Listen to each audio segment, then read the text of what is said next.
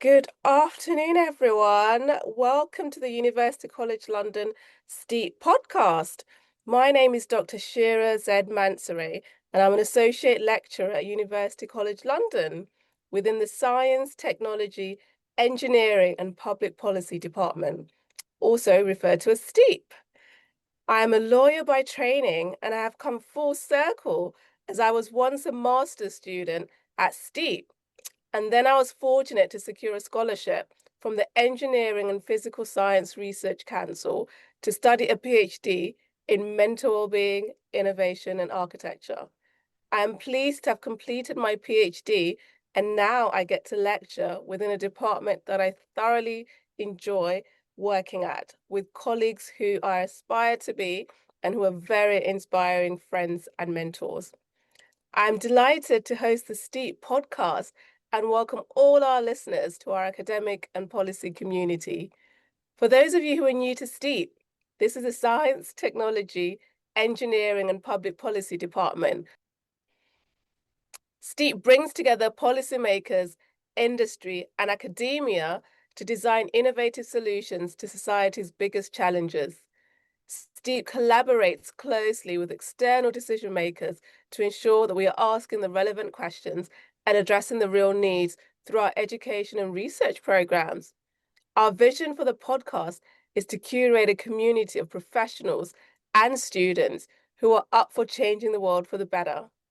Over the next few months, we'll be welcoming a fantastic roster of impressive guests, including alumni, academics, industry partners, policymakers, lawyers, advisors, you name it all. However, in today's episode, I'm delighted to welcome Telisha, and we're going to be discussing a topical question. Is the law the solution, or should we adopt technology and engineering principles to address global challenges? Welcome, Telisha. Tell us about yourself. Yes, thank you for having me, Shira. I'm excited to be here and I look forward to our interesting conversation. My name is Telisha. By profession, I am a lawyer. I was called to the bar a few years ago. I've since set up my own legal consulting firm called Shiphrah Legal Services, similar to Shira's name here. Yeah. And we specialize in employment and housing law. I've also recently set up a community interest company called the Guided Growth Network, C.I.C, and that's focused on facilitating the personal and professional development of young people ages 18 to 27, students, and early years professionals. Generally, the streamline, whether it's at Shiphrah or the Guided Growth Network, is just facilitating the holistic development of people and empowering people. And so when I had the opportunity to come on this podcast, I was like, absolutely, when it comes to understanding the law and how that relates to technology, having a greater understanding of that empowers people across industries. And it's definitely something that I'm looking forward to discussing with you today, Shira. Thank you. So, my first question, which I ask all our guests, tell me about your job, like you were telling it to a 10-year-old. Ooh, okay, I like this. Hmm. Let me. I'm gonna have my niece in mind right now. Like, although yes, like, what would I say to my niece? Yes. I help people say things that are hard to say. Yeah. I help people do things to feel better Right. about their life. How's that? That's good. I think I should start explaining my legal work to 10-year-olds in that way. Yeah, because essentially we are helping people address the problems that they're facing in a way that helps them hopefully get some justice and peace of mind. Absolutely. Absolutely. Great. So we're going to start off with our first question.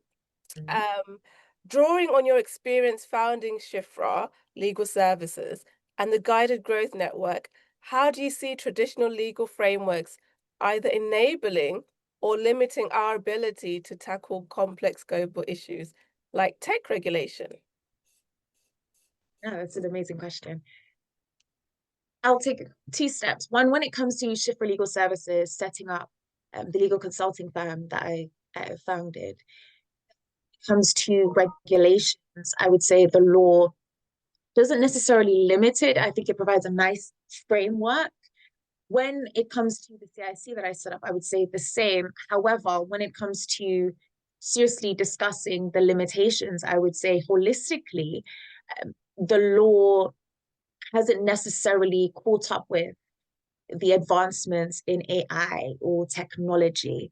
And because of that schism, I guess, we could argue strongly that there is a limitation there when it comes to being able to effectively use the law in a way to address um, emerging issues, not just in the legal sector, but in society as a whole. Yes, and I completely echo some of those sentiments around the law is being used as a tool and being used as a way for us to co-create solutions that work in this day and age, especially when we're talking about global issues like the regulation of technology. It is a, an industry that is evolving rapidly, and no one solution is going to sort of fix it or help us really get to the crux of the regulations that we need. Yeah, Um, yeah, absolutely. Yeah, and when you just to touch on what you just said in terms of regulations on an emerging market, it's so interesting because then that brings into question what is the basis of those frameworks? To what extent are those frameworks heavily influenced by biases or just a lack of understanding of or a reflection of the unknown? Because AI, for all intents and purposes, it's unknown. yeah, It is very present, very real. It's not yeah, going anywhere, but there is a big element of it that is very much unknown. So, absolutely, when it comes to understanding how we regulate that, I think as AI develops, it's a matter of being intentional and cultivating the political appetite, the cultural appetite, the legal appetite for us to develop regulations as it goes and not see that uh, as a something that could inhibit AI, but rather something that is necessary in order for us to develop a world where AI enhances all areas of our lives in the most ethical way possible. agreed, agreed. Um, Follow-up question to that is, in your view, where should we lean? Should we lean more on engineering type design thinking to create adaptive systems, or should we solely rely on statutes and jurisprudence? Mm. That's an interesting question. The lawyer in me says the law. Of The course. Telisha in me, sometimes it's hard to separate the two. I've learned to separate the two of them recently. Says, I don't think we have to choose. And not only do I think we don't have to choose, I also don't think it's wise that we choose because one informs the other. If we don't have strong legal guardrails, then any emerging industry, tech or otherwise, that is not it doesn't put us in the best position going forward to safeguard the rights of all those that, as legal professionals, that's at the heart of everything we do. But engineering and development in technology, if that's not informed by all these legal guardrails, then it's just all out there. We don't know exactly what's going on. And similarly, if the law does not adapt and uh, you know, welcome the innovations in AI and technology, then stagnation is inevitable. So law without embracing new developments in AI and technology is not entirely toothless, but progressively, I think that that's definitely something to consider.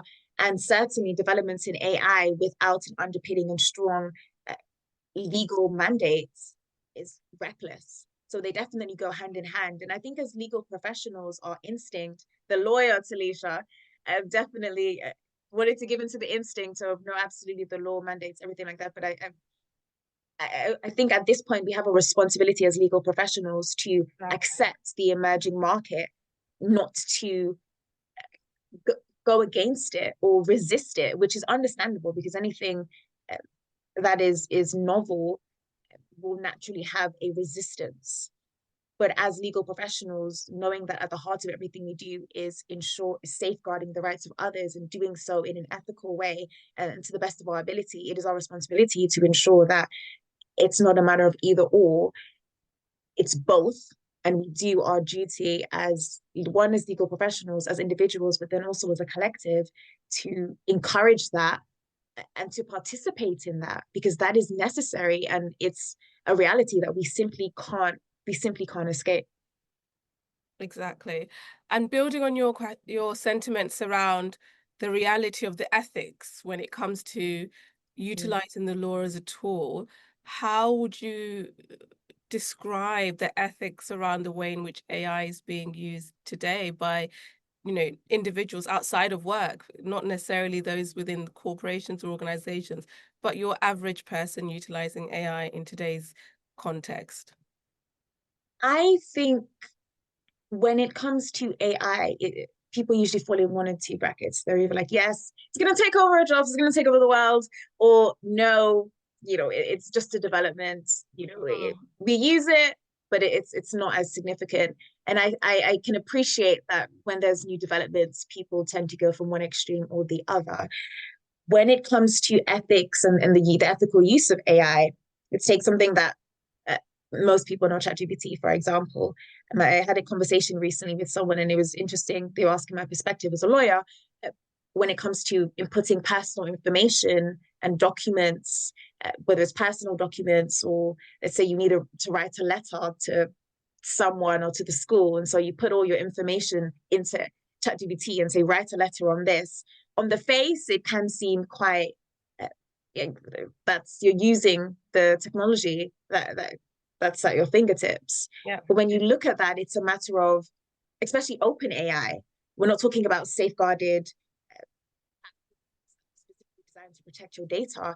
There is an interesting conversation to be had about where does that data go, how sure and how confident can we be with the people that are putting that information in, but then also where it's stored. And we simply don't know. And that's the thing. When it's an emerging market, there's so much that we don't know.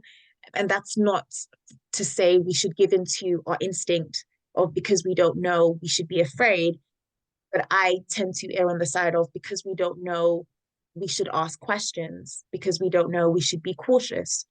So that's definitely one area I would say the ethics of AI. And of course, I recently read a study and it was talking about how they were comparing students that would use ChatGPT to write articles or to write their essays, their university essays, and then you compare it to other students that didn't use that. And it was so interesting. They found that students that heavily relied or solely relied on ChatGPT after they got their answer and they submitted it, they couldn't remember anything that they'd done. They simply didn't know. Versus other students who, yeah, they used it a bit or not entirely or something not at all, they had a greater understanding of what they wrote. So not only did they remember it, but they actually understood it. So when we're looking at different contexts, whether it's you have a personal issue and you just submit some documents and you want a quick write up of a letter, which is an area that people often say AI will replace us lawyers.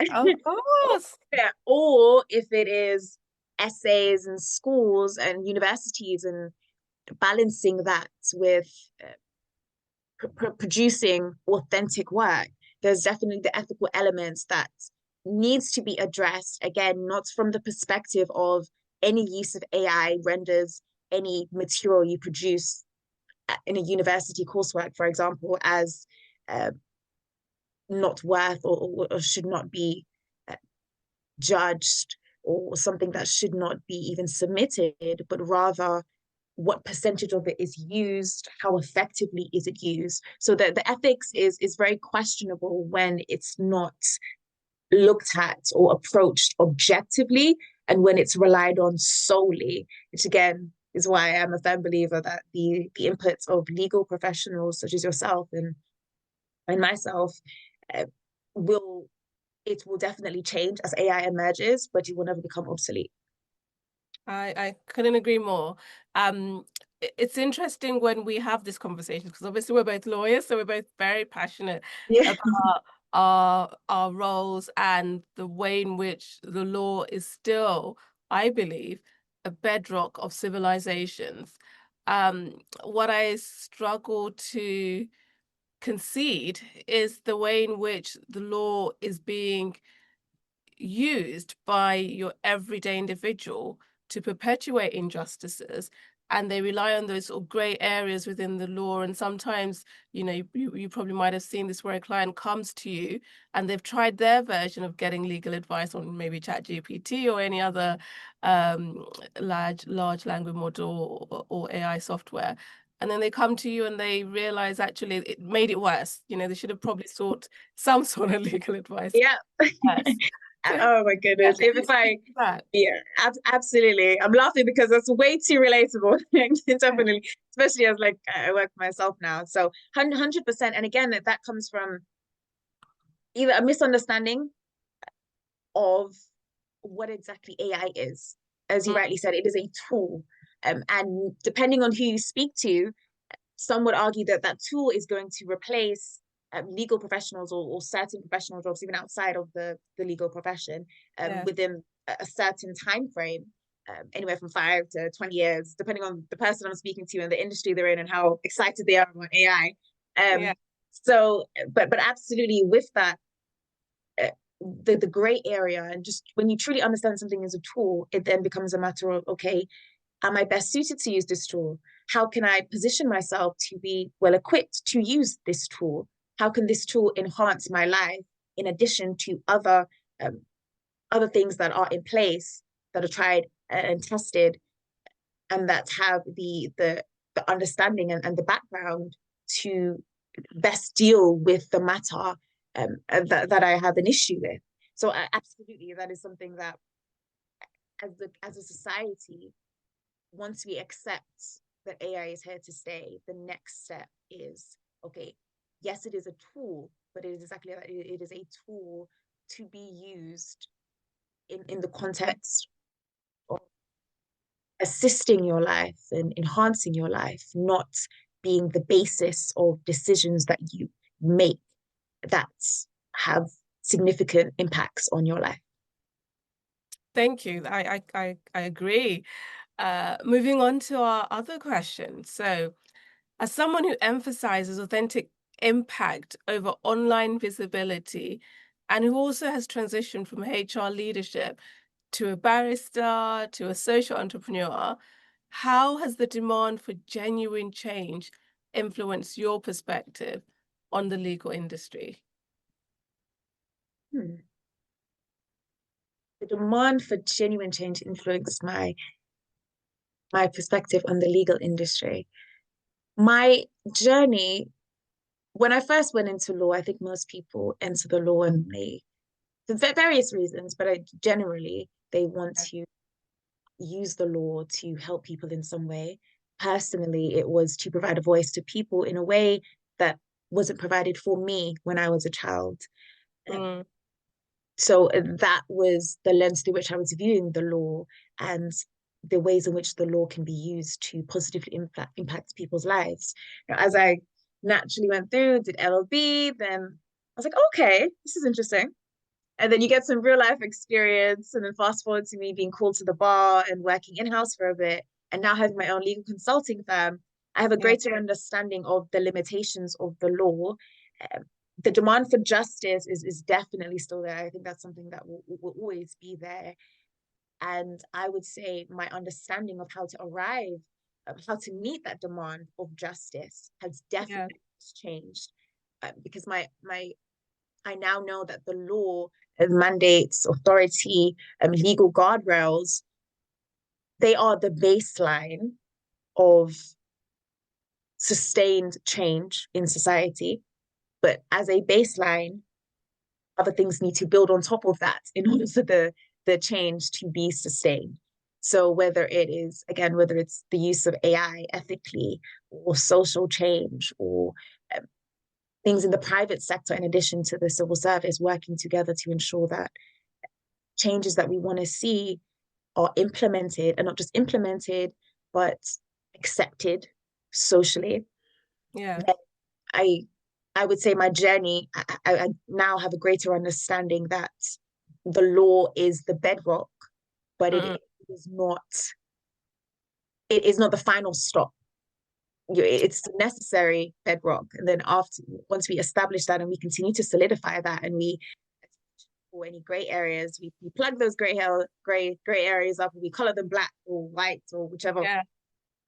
whichever way you want to put it, right? So, but my journey has definitely made me realize that the law, it's not the final stop. And I think most people, when they go into law, they may have a skewed view of the law as the final stop, or the only stop, or the most important stop, or that they have to get to in order to influence change and affect change in society. But it's not one or the other. It's a Yeah. mandate. Yeah. That's really interesting.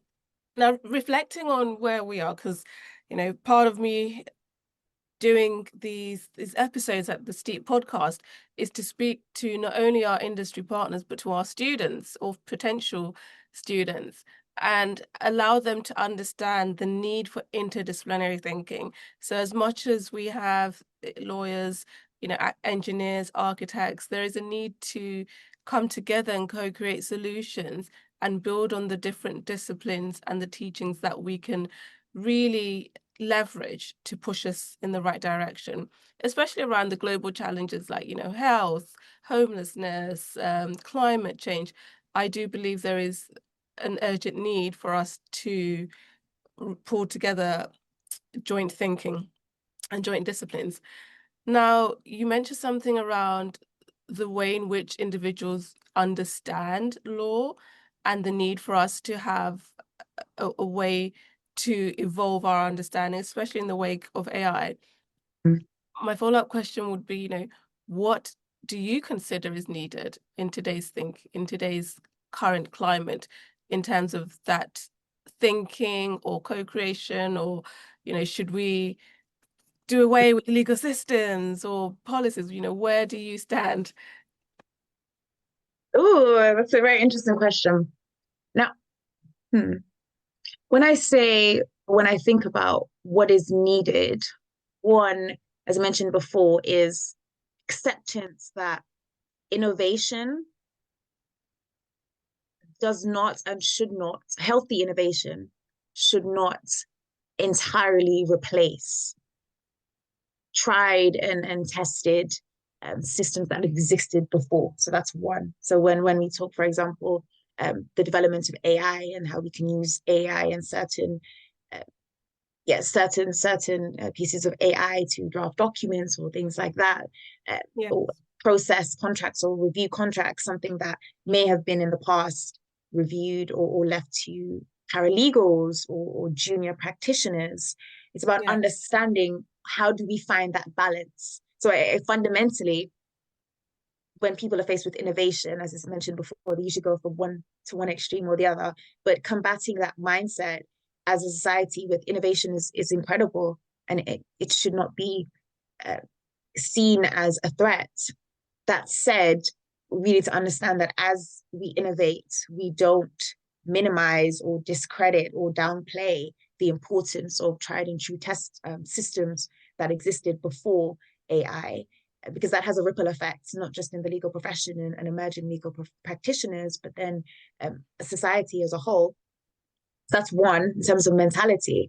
And then two, as uh, legal practitioners, I would say it's about understanding that whilst generally people develop a mentality of it's not either or and it's not here to replace us, legal practitioners, we have an understanding of, okay, we need to, it's not, we need to gain and be open to understanding what AI is, again, as a tool that we can use, that it doesn't have to necessarily be used one way. We can tailor it to the way we do the way we normally work. I know everyone's Microsoft Word, but there are systems, for example, that you're smiling at. I'm a Microsoft Word trying to cheat as oh, well. definitely. Absolutely. So when a lot of people face with Microsoft Word, if I have a defense to draft, for example, it's second nature, from Microsoft Word, put it up, da, da, da. But there are systems that can feed into that as well. And Yeah, being open to that, again, realizing that the use of AI it's not an indictment on your ability, or it doesn't somehow diminish your contributions as a legal professional, but rather if you know how to effectively use it, you're indispensable because you have your legal background, your legal understanding, and then you have a tool that you know how to use, and more importantly, you're willing to use, which can only be to the benefit of our clients and then wider society as a whole. So you've got the mentality as society as a whole, then we've got the approach of legal practitioners as a society. When it comes to understanding AI, I would Mm. say I would say it's about not falling into the mindset of, the shiny object mindset, I guess. And it's so interesting because I know we met at Legal Tech Talk a few weeks ago, and the general consensus is AI. Yes, it's emerging, and there's such a presence and such an opportunity for it to be used in the legal profession. And there were also a lot of interesting conversations about how do we balance that with ethics and, again, as emerging legal practitioners and jobs and things like that. So I would say as a wider society, it's about having that understanding that with every new innovation, there's an opportunity to grow and to learn and to develop. But there's also the very real trap of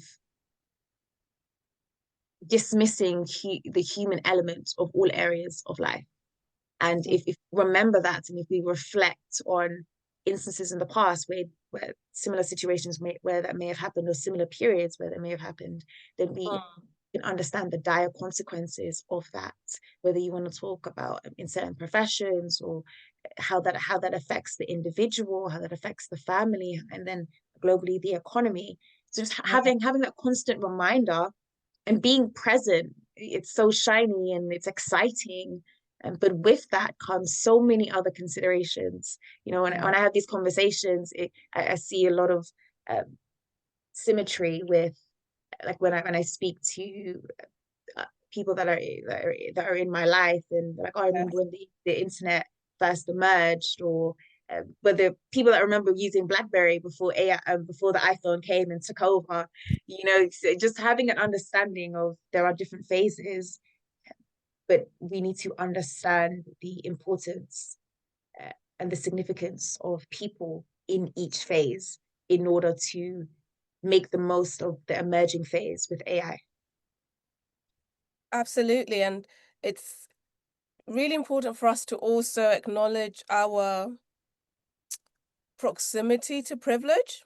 And I use that term to acknowledge that we are in the global north, London. I'm recording from London and you're in London. I met you at the Legal Tech Talk conference held in London. We had people from all over the world traveling to London to take part in this knowledge dissemination event and networking event. So our ability to be this close to revolutionary tech and be able to leverage that technology to advance our careers, to bring ease in our work, to also allow us to better manage our time and our workload. That is a privilege, and we are fortunate to be able to have access to that. But my question is, what about those individuals who don't have access, who don't have access to legal services, who don't have access to education, who don't have access to justice, water, sanitation, housing? How do we advance and echo and advocate for those individuals utilizing tools like AI or the law or even engineering solutions? Mm. Yeah, no, that's an amazing question. And it's definitely a question that I appreciate, particularly in the context of conversations like this, because a lot of times that gets lost in it. The privilege of it all gets Yes. lost in it. And with that, with all privileges, there's responsibility, a social responsibility, if you will, understanding that the we have access to certain things, certain opportunities, certain resources that other people would benefit from, but do not have access to. And Yeah. so I definitely believe the first step is acknowledging that and recognizing that, first of all, it is a privilege because it's the norm. It's hard to see it as a privilege. But when Yeah. you are accustomed to something, it's the norm. You expect it almost. So that's definitely the first step, recognizing that it is a privilege. And then the second step, following on from that, part of our social responsibility, if you're very intentional about that, is understanding that as these advancements happen, it's not just a matter of how these advancements can impact our lives, but if they are having such a significant impact on our lives, imagine, and we enjoy them, but we don't necessarily need them in all contexts, then imagine how much more of an impact it would have on the lives of people that really do need it. So then it's about making these AI and other resources more accessible. And that can be done definitely through legislation. But of course, I believe the first step is having that in the collective consciousness of our society. And that all stems from understanding it is a privilege. And then, because it's a privilege, we have a responsibility coupled with that privilege to use it, one, use it responsibly, and then two, to ensure that those that don't have access to it have the opportunity to use it, spreading awareness about this. And there's so much advancements that making this accessible, um, and there has to be an understanding of the power of that and a willingness to use that power positively on the behalf of other people. So while as the individual you may not feel as though you have the power, simply raising awareness about it is power. Having a reverence when you use it, that's reflecting um, your greater responsibility, because it really is a privilege. And like all privileges, if you don't use them appropriately, they can cause harm not to you, but also other people. Yes. Thank you. Thank you so much, Leisha. That was so insightful. So we have come to the end of our episode and our recording. I just want to acknowledge you for the brilliant work that you're doing with your C.I.C and your legal consultancy. I also want to thank our listeners for taking the time to listen into our conversations.